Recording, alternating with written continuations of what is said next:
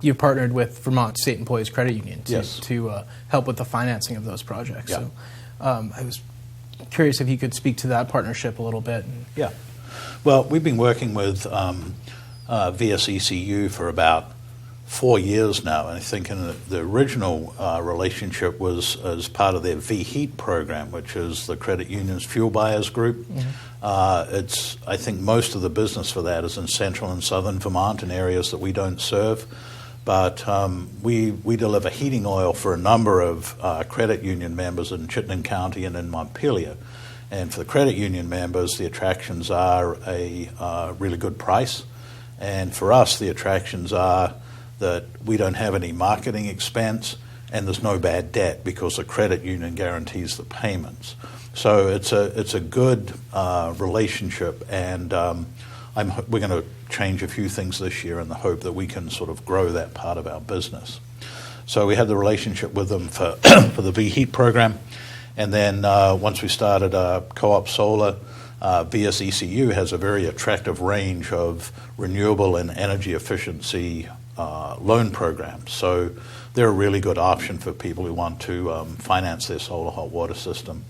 And then, because we'd worked with them and they were a credit union, when we purchased a pellet truck last year, we financed that through the credit union. And so it's, this is one of those examples that, Principle 6 of the Cooperative Principles is cooperation between cooperatives, and this is, I think, kind of one of the great kind of highlight examples in Vermont right now of that sort of cooperation. Yeah.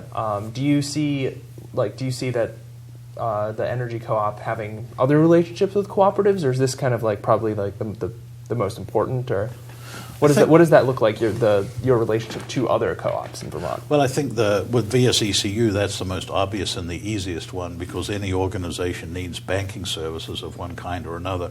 I think VSECU is a little bit unusual amongst banks or credit unions because they have a broader mission than just providing banking service. They're interested in providing services that will help minimize the environmental impact of their members. So, not many banks or credit unions have that broader mission. But we're certainly open to other relationships with co-ops where they make sense. We just haven't uncovered any as yet. And one sort of related thing I think would be in your relationship to other sort of energy-related co-ops in Vermont.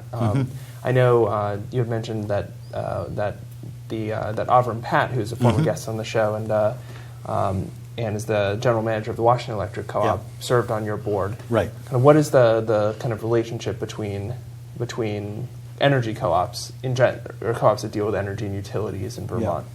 I think it's. I don't think there are so much formal relationships as it is because organizations are co-ops, and as you mentioned, the co-op principle is that co-ops cooperate with each other.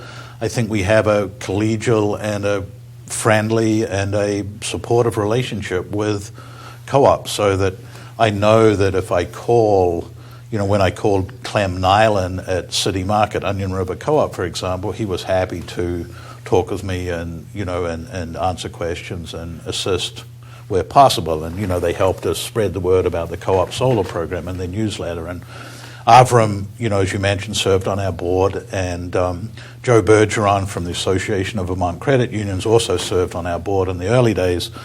And then we introduced Sunwood, the company that supplies solar hot water heaters, to the Washington Electric Co-op, and said that, our experience with them had been positive, and talked about the model that we'd developed in the relationship. And Washington Electric Co-op set up a similar program last year. So.